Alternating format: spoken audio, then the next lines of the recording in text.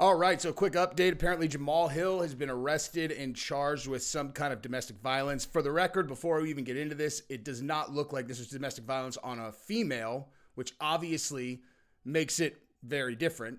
We'll wait for details and all that, but yeah, we'll get into it. It sounds like it had something to do with his brother, actually. At least in the early stories, and I'll show you those coming out. They're really early. Like, we got like very little information, but he did get arrested and he's been charged with some kind of misdemeanor, aggravated injury, domestic violence. But I mean, listen, dude, calling something domestic violence if a woman is not involved, I don't like it, man.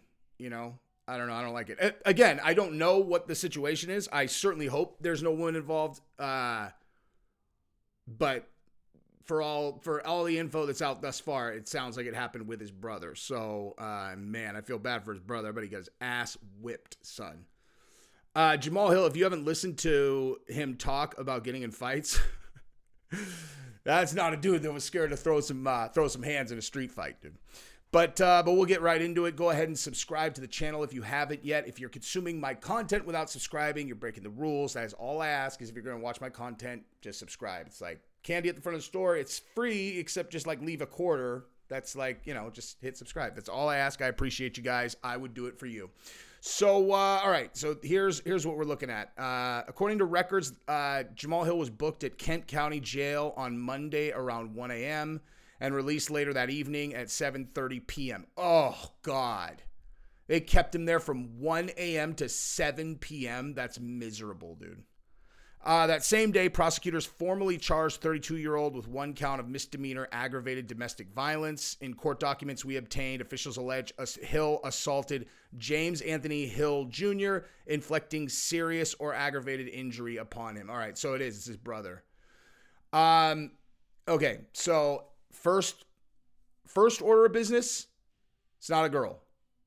Okay? Not a girl. So when you hear domestic battery, domestic violence, whatever, obviously that generally implies there's a girl, but in this case it's not, it's his brother. So I literally just did this video about Logan Paul protecting his brother and all that. Okay, well let me qualify that versus this. Now, I don't know anything about Jamal Hill's brother. Literally, I have no idea who he is. I have no idea what the relationship is. I don't know if he's big. I don't know if he's small. I don't know if he's older. I don't know if he's younger. I have no idea about anything. The reason that I can speak about this in hypotheticals while not contradicting myself when I said that Logan Paul, it is literally inexcusable that he is not protecting his brother from KSI doing this sabotage thing, which, by the way, I realized afterwards, could be the exact opposite of that. He could actually have done this as a way of drawing attention to Jake Paul's fight, which would be 40 chess brilliance. I'll talk about that in a second. But anyway, so with Jamal Hill, I mean, listen, dude, inflicting serious or aggravated injury upon him, here's what we know. He gets arrested at 1 a.m. All right? It's late at night. Jamal Hill does not have a fight scheduled. He's not in camp. I'm not sure what his status is with his injury. I mean, do you know whether there's drinking involved? No. Is it fair to assume that at least one of the parties probably was compromised by substances? I think that's a fair assumption. Not necessarily Jamal, but one of them. You know what I mean? At least, just because it's so late at night. When one or two people awake at 1 a.m, get into some kind of altercation that ends up putting someone in the hospital or jail, and they're completely dead sober. It's just not very common. I don't know that for sure, but it's just not that common. So here's the deal, dude. The difference between the Jake Paul and Logan Paul thing is that I know Logan and Jake's relationship. And most importantly, I know how Jake treats Logan.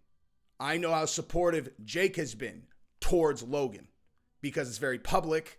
If you can read the room, Jake loves Logan. He does everything he can to support him. And that, has just been the case. And as a person with a little brother, I'm like, man, he's a good brother, Jake is. So as an older brother myself, I expect certain things from him.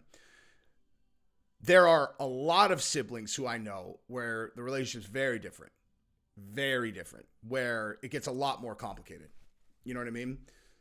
And again, I don't know anything about Jamal's brother, so this is not me saying anything about him specifically. I'm just saying if people start hearing this story, they're all, damn, Jamal Hill fucked his brother up like that. It's like, dude, you don't know anything about that family. His brother, theoretically, could be a drug addict that's stolen money from Jamal Hill a million times. Like he could be a guy with a criminal record who's done things, beat up girls, or, you know what I mean? You have no idea what the actual backstory is behind this. So I would just encourage people to hold their judgment until Jamal Hill explains it, because Jamal, does he strike you as a guy who is going to hide away from this? He's going to tell you exactly what happened.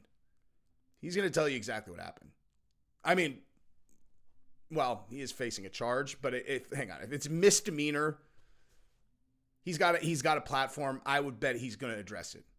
So just relax and let the guy talk about it, and then just hear what he says. And, listen, anytime a person beats up a dude, a guy beats up a dude, it's going to be, it has to be very extenuating circumstances for that to be like some kind of hanging offense for me. You know what I mean? Like, how many dudes do you know that have never beat up another dude? So again, I don't think this is going to have a whole lot of, negative impact on Jamal Hill in any direction. It's a misdemeanor. It's not that big a deal. It's a dude. You can expect, if you get in a fight with a world champion MMA fighter, they're going to fuck you up, dude. Like aggravated, serious or aggravated injury. Yeah, no shit. Yeah. No kidding, dude.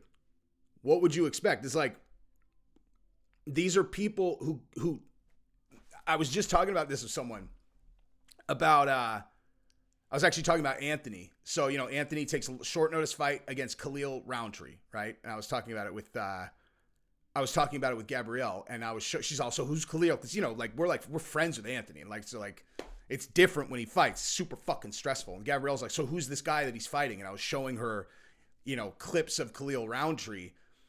And she's like, Jesus. I'm like, yeah, he's a fucking monster. And I was like, but so is Anthony. And that's what I'm saying. It's like, dude, you hang out with him.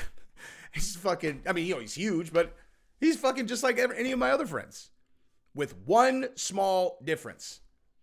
He chooses to get locked in a fucking cage with a monster like Khalil Roundtree that he's going to fight against full throttle, knowing the fight ends when one of them is unconscious or gets strangled or injured.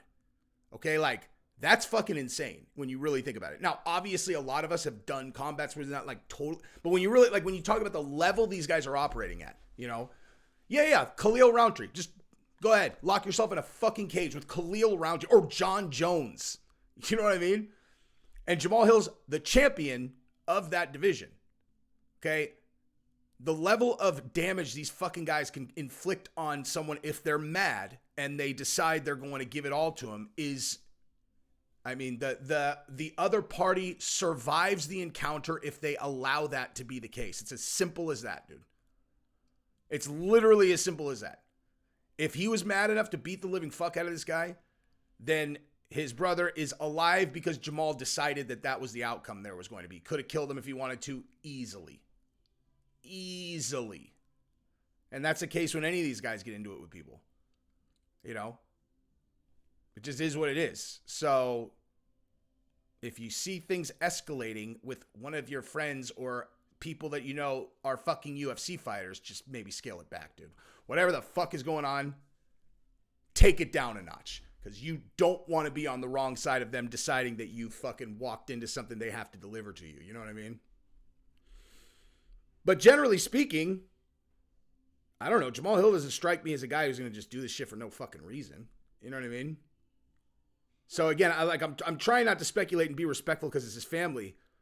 But there are a million things that someone could do as someone's brother that would earn them getting their fucking ass handed to them, So we'll see. We'll see how it all shakes out. Anyway, hope for the best for Jamal Hill, and hopefully this works out for him. If you have not subscribed to the channel yet, please do that. I'm going to do a live stream later today that is going to be off the hook. We're doing a top list, most powerful executives, most best MMA YouTube personalities, most hated YouTube personalities, best fighters, most, total package fighters, most hated fighters. I don't know, a bunch of other stuff. It's going to be awesome. So come tune in for that and subscribe. Love you guys. Bye-bye.